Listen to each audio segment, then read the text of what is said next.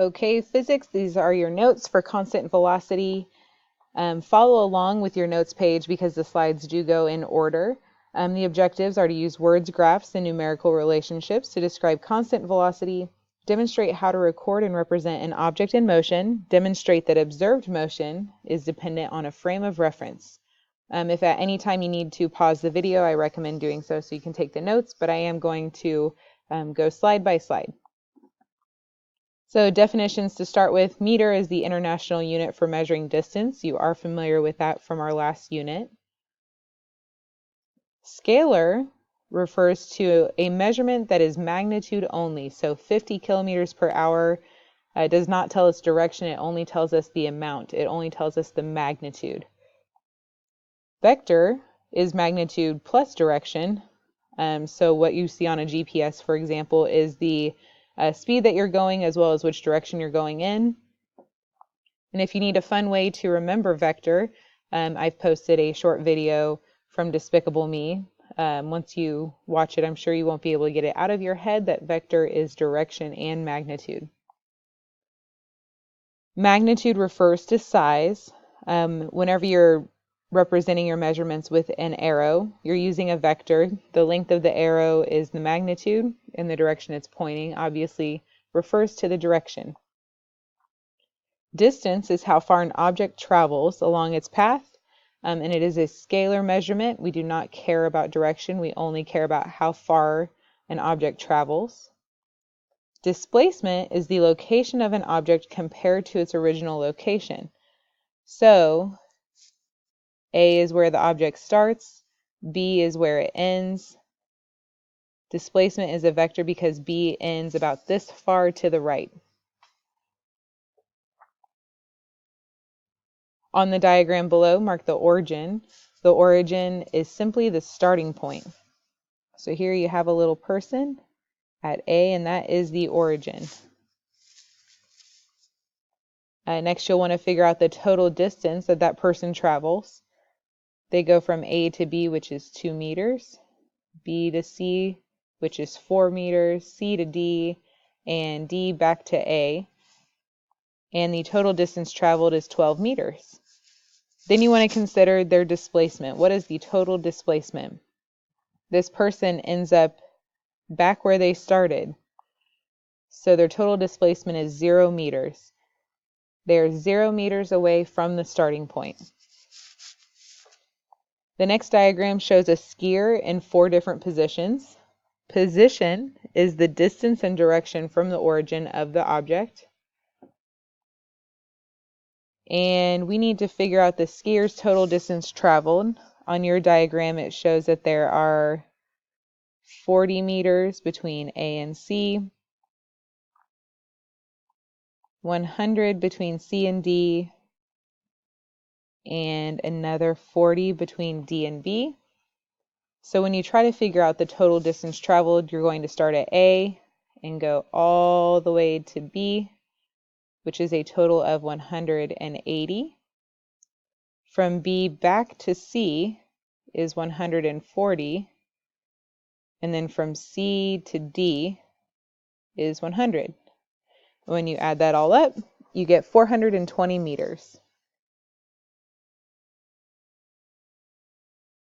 And the next thing to find out is the skier's total displacement. So where are they relative to where they started?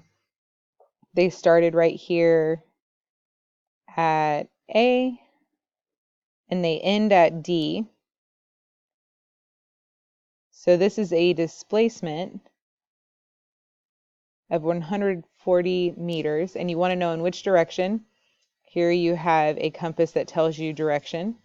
So you would say that the skier's total displacement is 120 meters east. On the next diagram, you want to figure out the distance that the motorcycle guy travels. He takes a curved path to get to the factory, and it tells us that he takes a distance of 200 meters to get there. But the displacement is a straight line from where you started. So even though he took this curved path to get to the factory is this far directly from the house. So his displacement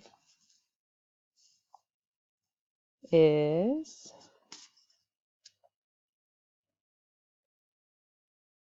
120 meters, and you could say to the northeast.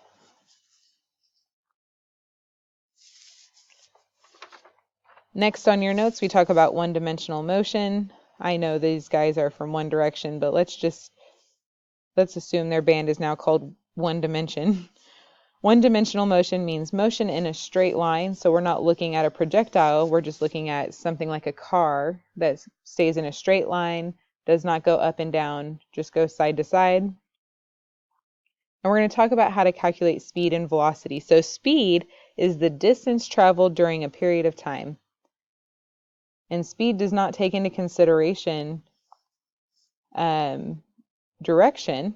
And this is your formula for speed here. It can also be written as S equals d over t. So speed does not take into consideration direction. So speed is scalar. The units for speed are meters per second. And there is no direction. Here is a speed example. I ran 100 meters in 180 seconds. What is my speed? So I take my distance, divide it by time. I plug in my distance of 1,000 meters, and I divide it by 180 seconds. And that gives me 5.56 meters per second.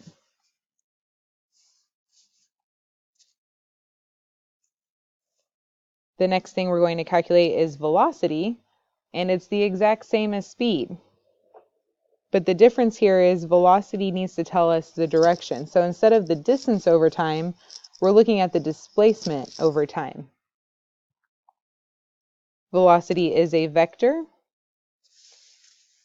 The biggest difference between speed and velocity is that velocity includes direction.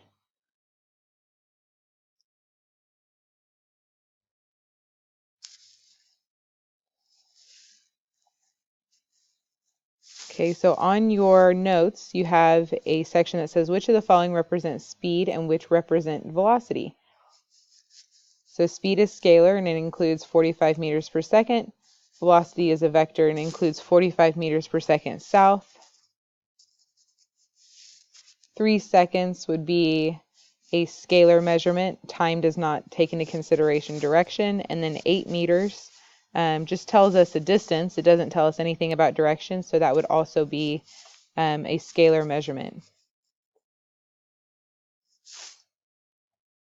Positive and negative quantities are just direction in motion problems. So as I said earlier, you can use positive and negative to tell us direction.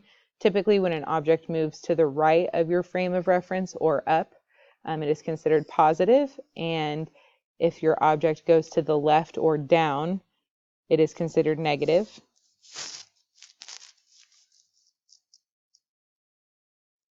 On your notes it says, does it make sense to have negative speed? It does not make sense to have negative speed because speed is a scalar measurement, so it does not take into consideration the direction of an object. There are a couple of problems